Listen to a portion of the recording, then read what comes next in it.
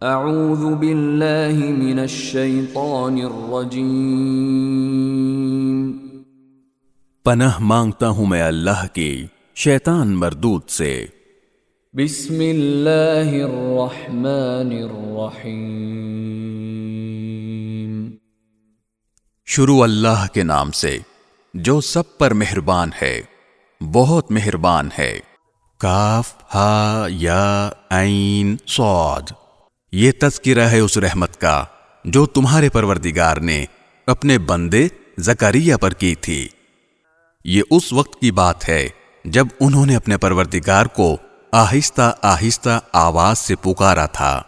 انہوں نے کہا تھا کہ میرے پروردگار، میری ہڈیاں تک کمزور پڑ گئی ہیں اور سر بڑھاپے کی سفیدی سے بھڑک اٹھا ہے، اور میرے پروردگار، میں آپ سے دعا مانگ کر کبھی نامراد نہیں ہوا، اور مجھے اپنے بعد اپنے چچا زاد بھائیوں کا اندیشہ لگا ہوا ہے، اور میری بیوی بانجھ ہے، لہذا آپ خاص اپنے پاس سے مجھے ایک ایسا وارث عطا کر دیجئے جو میرا بھی وارث ہو اور یعقوب علیہ السلام کی اولاد سے بھی میراث پائے، اور یا رب اسے ایسا بنائیے جو خود آپ کا پسندیدہ ہو۔ آواز آئی کہ اے زکریا، ہم تمہیں ایک ایسے لڑکے کی خوشخبری دیتے ہیں جس کا نام یحییٰ ہوگا۔ اس سے پہلے ہم نے اس کے نام کا کوئی اور شخص پیدا نہیں کیا۔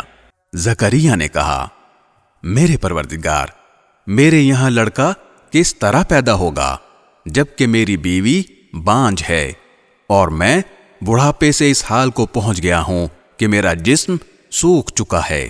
کہا، ہاں ایسا ہی ہوگا، تمہارے رب نے فرمایا ہے کہ یہ تو میرے لیے معمولی بات ہے، اور اس سے پہلے میں نے تمہیں پیدا کیا تھا جب تم کچھ بھی نہیں تھے۔ زکریا نے کہا، میرے پروردگار، میرے لیے کوئی نشانی مقرر فرما دیجئے۔ فرمایا، تمہاری نشانی یہ ہے کہ تم صحت مند ہونے کے باوجود 3 رات تک لوگوں سے بات نہیں کر سکو گے۔ چنانچہ وہ عبادت گاہ سے نکل کر اپنے قوم کے سامنے آئے اور ان کو اشارے سے ہدایت دی کہ تم لوگ صبح و شام اللہ کی تسبیح کیا کرو۔ پھر جب یحییٰ پیدا ہو کر بڑے ہو گئے تو ہم نے ان سے فرمایا، اے یحییٰ، کتاب کو مضبوطی سے تھام لو، اور ہم نے بچپن ہی میں ان کو دانائی بھی عطا کر دی تھی، اور خاص اپنے پاس سے نرم دلی اور پاکیزگی بھی، اور وہ بڑے پرہیزگار تھے، اور اپنے والدین کے خدمت گزار، نہ وہ سرکش تھے نہ نافرمان، اور اللہ تعالی کی طرف سے سلام ہے ان پر۔ اس دن بھی جس روز وہ پیدا ہوئے، اس دن بھی جس روز انہیں موت آئے گی، اور اس دن بھی جس روز انہیں زندہ کر کے دوبارہ اٹھایا جائے گا۔ اور اس کتاب میں مریم کا بھی تذکرہ کرو، اس وقت کا تذکرہ جب وہ اپنے گھر والوں سے علیحدہ ہو کر اس جگہ چلی گئیں جو مشرق کی طرف واقع تھی۔ پھر انہوں نے ان لوگوں کے اور اپنے درمیان ایک پردہ ڈال لیا۔ اس موقع پر ہم نے ان کے پاس اپنی روح یعنی ایک فرشتے کو بھیجا جو ان کے سامنے ایک مکمل انسان کی شکل میں ظاہر ہوا۔ مریم نے کہا، میں تم سے خدائے رحمان کی پناہ مانگتی ہوں، اگر تم میں خدا کا خوف ہے تو یہاں سے ہٹ جاؤ۔ فرشتے نے کہا، میں تو تمہارے رب کا بھیجا ہوا فرشتہ ہوں، اور اس لیے آیا ہوں تاکہ تمہیں ایک پاکیزہ لڑکا دوں۔ مریم نے کہا، میرے لڑکا کیسے ہو جائے گا جبکہ مجھے کسی بشر نے چھوا تک نہیں ہے، اور نہ میں کوئی بدکار عورت ہوں۔ فرشتے نے کہا، ایسے ہی ہو جائے گا، تمہارے رب نے فرمایا ہے کہ یہ میرے لیے ایک معمولی بات ہے، اور ہم یہ کام اس لیے کریں گے تاکہ اس لڑکے کو لوگوں کے لیے اپنی قدرت کی ایک نشانی بنائیں اور اپنی طرف سے رحمت کا مظاہرہ کریں، اور یہ بات پوری طرح طے ہو چکی ہے۔ پھر ہوا یہ کہ مریم کو اس بچے کا حمل ٹھہر گیا، اور جب ولادت کا وقت قریب آیا تو وہ اس کو لے کر لوگوں سے الگ ایک دور مقام پر چلی گئیں۔ پھر زچگی کے درد نے انہیں ایک کھجور کے درخت کے پاس پہنچا دیا۔ وہ کہنے لگیں، کاش کہ میں اس سے پہلے ہی مر گئی ہوتی، اور مر کر بھولی بسری ہو جاتی۔ پھر فرشتے نے ان کے نیچے ایک جگہ سے انہیں آواز دی کہ غم نہ کرو، تمہارے رب نے تمہارے نیچے ایک چشمہ پیدا کر دیا ہے، اور کھجور کے تنے کو اپنی طرف ہلاؤ، اس میں سے پکی ہوئی تازہ کھجوریں تم پر جھڑیں گی، اب کھاؤ اور پیو اور آنکھیں ٹھنڈی رکھو، اور اگر لوگوں میں سے کسی کو آتا دیکھو تو اشارے سے کہہ دینا کہ آج میں نے خدائے رحمان کے لیے ایک روزے کی منت مانی ہے، اس لیے میں کسی بھی انسان سے بات نہیں کروں گی۔ پھر وہ اس بچے کو اٹھائے ہوئے اپنی قوم کے پاس آئیں۔ وہ کہنے لگے کہ مریم، تم نے تو بڑا غضب ڈھا دیا۔ اے ہارون کی بہن، نہ تو تمہارا باپ کوئی برا آدمی تھا، نہ تمہاری ماں کوئی بدکار عورت تھی۔ اس پر مریم نے اس بچے کی طرف اشارہ کیا۔ لوگوں نے کہا، بھلا ہم اس سے کیسے بات کریں جو ابھی پالنے میں پڑا ہوا بچہ ہے؟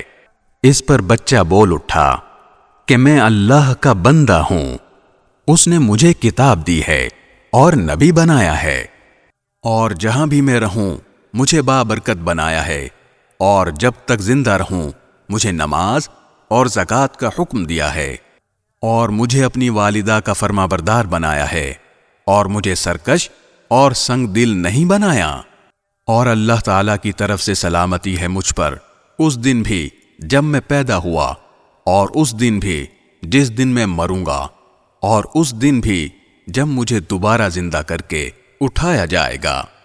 یہ ہیں عیسیٰ ابن مریم۔ ان کی حقیقت کے بارے میں سچی بات یہ ہے جس میں لوگ جھگڑ رہے ہیں۔ اللہ کی یہ شان نہیں ہے کہ وہ کوئی بیٹا بنائے، اس کی ذات پاک ہے۔ جب وہ کسی بات کا فیصلہ کر لیتا ہے تو بس اس سے یہ کہتا ہے کہ ہو جا، چنانچہ وہ ہو جاتی ہے۔ اور اے پیغمبر، لوگوں سے کہہ دو کہ یقیناً اللہ میرا پروردگار ہے اور تمہارا بھی پروردگار، اس لیے اس کی عبادت کرو، یہی سیدھا راستہ ہے۔ پھر بھی ان میں سے مختلف گروہوں نے اختلاف ڈال دیا ہے، چنانچہ جس دن یہ ایک زبردست دن کا مشاہدہ کریں گے اس دن ان کی بڑی تباہی ہوگی جنہوں نے کفر کا ارتکاب کیا ہے۔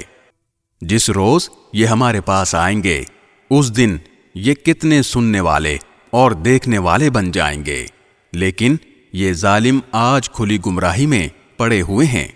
اور اے پیغمبر، ان کو اس پچھتاوے کے دن سے ڈرائیے جب ہر بات کا آخری فیصلہ ہو جائے گا، جبکہ یہ لوگ اس وقت غفلت میں ہیں اور ایمان نہیں لا رہے۔ یقین جانو کہ زمین اور اس پر سارے رہنے والوں کے وارث ہم ہی ہوں گے، اور ہماری طرف ہی ان سب کو لوٹایا جائے گا۔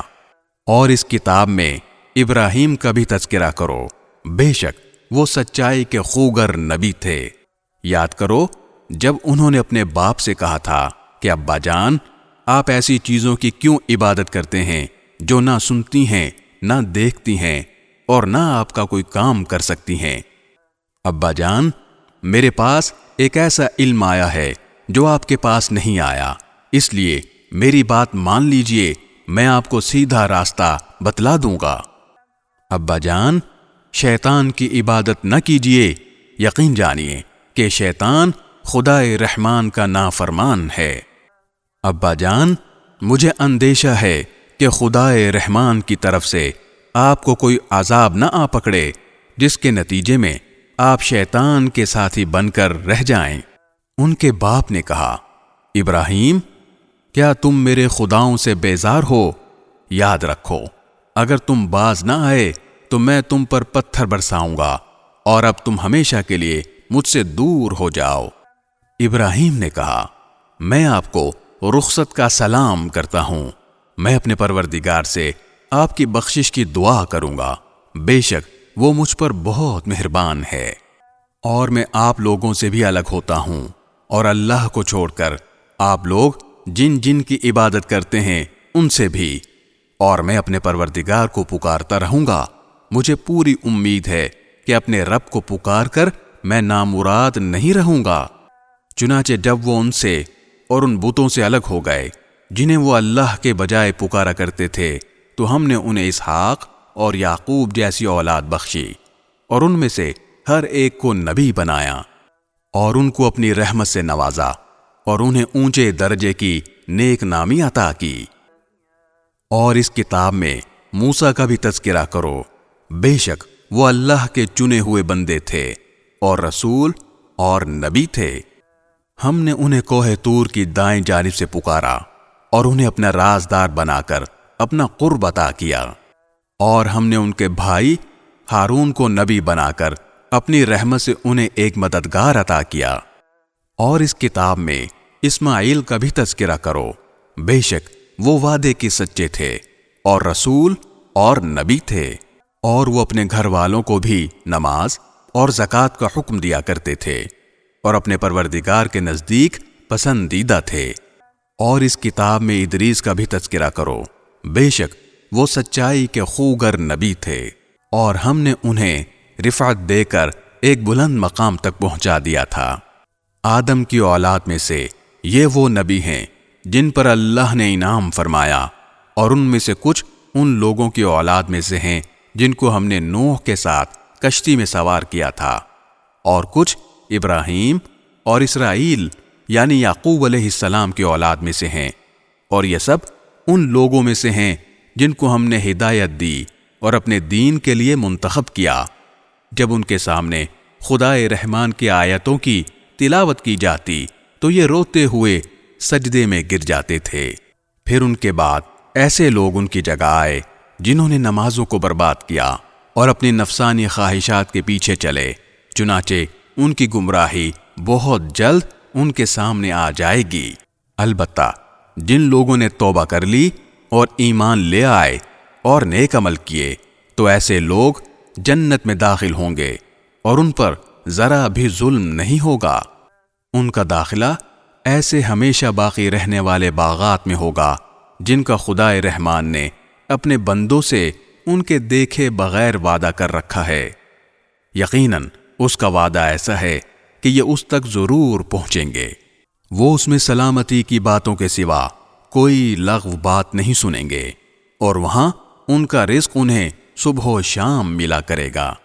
یہ ہے وہ جنت جس کا وارث ہم اپنے بندوں میں سے اس کو بنائیں گے جو متقی ہو۔ اور فرشتے تم سے یہ کہتے ہیں کہ ہم آپ کے رب کے حکم کے بغیر اتر کر نہیں آتے۔ جو کچھ ہمارے آگے ہے اور جو کچھ ہمارے پیچھے ہے اور جو کچھ ان کے درمیان ہے وہ سب اسی کی ملکیت ہے، اور تمہارا رب ایسا نہیں ہے جو بھول جایا کرے۔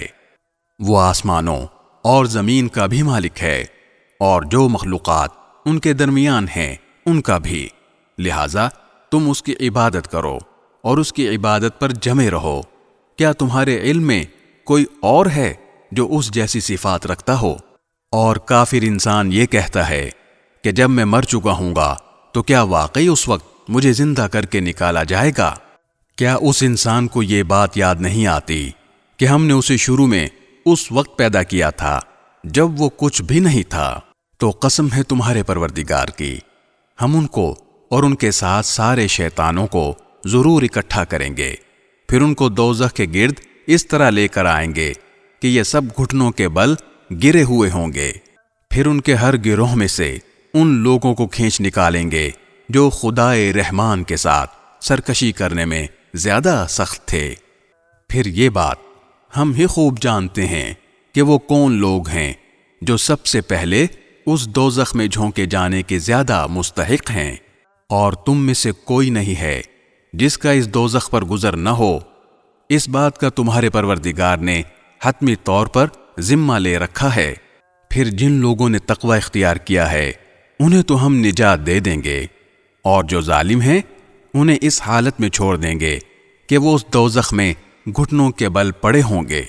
اور جب ان کے سامنے ہماری کھلی کھلی آیتیں تلاوت کی جاتی ہیں تو کافر لوگ مومنوں سے کہتے ہیں کہ بتاؤ ہم دونوں فریقوں میں سے کس کا مقام زیادہ بہتر ہے اور کس کی مجلس زیادہ اچھی ہے؟ اور یہ نہیں دیکھتے کہ ان سے پہلے ہم کتنی نسلیں ہلاک کر چکے ہیں جو اپنے ساز و سامان اور ظاہری آن بان میں ان سے کہیں بہتر تھیں۔ کہہ دو کہ جو لوگ گمراہی میں جا پڑیں تو ان کے لیے مناسب یہی ہے کہ خدائے رحمان انہیں خوب ڈھیل دیتا رہے، یہاں تک کہ جب یہ لوگ وہ چیز خود دیکھ لیں گے جس سے انہیں ڈرایا جا رہا ہے، چاہے وہ اس دنیا کا عذاب ہو یا قیامت، تو اس وقت انہیں پتہ چلے گا کہ بدترین مقام کس کا تھا اور لشکر کس کا زیادہ کمزور تھا۔ اور جن لوگوں نے سیدھا راستہ اختیار کر لیا ہے، اللہ ان کو ہدایت میں اور ترقی دیتا ہے، اور جو نیک عمل باقی رہنے والے ہیں ان کا بدلہ بھی تمہارے پروردگار کے یہاں بہتر ملے گا، اور ان کا مجموعی انجام بھی بہتر ہوگا۔ بھلا تم نے اس شخص کو بھی دیکھا جس نے ہماری آیتوں کو ماننے سے انکار کیا ہے اور یہ کہا ہے کہ مجھے مال اور اولاد آخرت میں بھی ضرور ملیں گے؟ کیا اس نے عالم غیب میں جھانک کر دیکھ لیا ہے یا اس نے خدائے رحمان سے کوئی عہد لے رکھا ہے؟ ہرگز نہیں، جو کچھ یہ کہہ رہا ہے ہم اسے بھی لکھ رکھیں گے اور اس کے عذاب میں اور اضافہ کر دیں گے، اور جس مال اور اولاد کا یہ حوالہ دے رہا ہے اس کے وارث ہم ہوں گے، اور یہ ہمارے پاس تنے تنہا آئے گا۔ اور ان لوگوں نے اللہ کے سوا دوسرے معبود اس لیے بنا رکھے ہیں تاکہ وہ ان کی پشت پناہی کریں۔ یہ سب غلط بات ہے، وہ تو ان کی عبادت ہی کا انکار کر دیں گے اور الٹے ان کے مخالف ہو جائیں گے۔ اے پیغمبر، کیا تمہیں یہ معلوم نہیں ہے کہ ہم نے کافروں پر شیاطین چھوڑ رکھے ہیں جو انہیں برابر اکساتے رہتے ہیں؟ لہذا تم ان کے معاملے میں جلدی نہ کرو، ہم تو ان کے لیے گنتی گن رہے ہیں۔ اس دن کو نہ بھولو جس دن ہم سارے متقی لوگوں کو مہمان بنا کر خدائے رحمان کے پاس جمع کریں گے، اور مجرموں کو پیاسے جانوروں کی طرح ہنکا کر دوزخ کی طرف لے جائیں گے۔ لوگوں کو کسی کی سفارش کرنے کا اختیار بھی نہیں ہوگا سوائے ان لوگوں کے جنہوں نے خدائے رحمان سے کوئی اجازت حاصل کر لی ہو۔ اور یہ لوگ کہتے ہیں کہ خدائے رحمان کی کوئی اولاد ہے۔ ایسی بات کہنے والو، حقیقت یہ ہے کہ تم نے بڑی سنگین حرکت کی ہے۔ کچھ بعید نہیں کہ اس کی وجہ سے آسمان پھٹ پڑیں، زمین شق ہو جائے اور پہاڑ ٹوٹ کر گر پڑیں، کہ ان لوگوں نے خدائے رحمان کے لیے اولاد ہونے کا دعویٰ کیا ہے، حالانکہ خدائے رحمان کی یہ شان نہیں ہے کہ اس کی کوئی اولاد ہو۔ آسمانوں اور زمین میں جتنے لوگ ہیں ان میں سے کوئی ایسا نہیں ہے جو خدائے رحمان کے حضور بندہ بن کر نہ آئے۔ یقین رکھو کہ اس نے سب کا احاطہ کر رکھا ہے اور انہیں خوب اچھی طرح گن رکھا ہے، اور قیامت کے دن ان میں سے ایک ایک شخص اس کے پاس اکیلا آئے گا۔ ہاں، بے شک جو لوگ ایمان لے آئے ہیں اور انہوں نے نیک عمل کیے ہیں، خدائے رحمان ان کے لیے دلوں میں محبت پیدا کر دے گا۔ چنانچہ اے پیغمبر، ہم نے اس قرآن کو تمہاری زبان میں آسان بنا دیا ہے تاکہ تم اس کے ذریعے متقی لوگوں کو خوشخبری دو، اور اسی کے ذریعے ان لوگوں کو ڈراؤ جو ضد کی وجہ سے جھگڑے پر آمادہ ہیں۔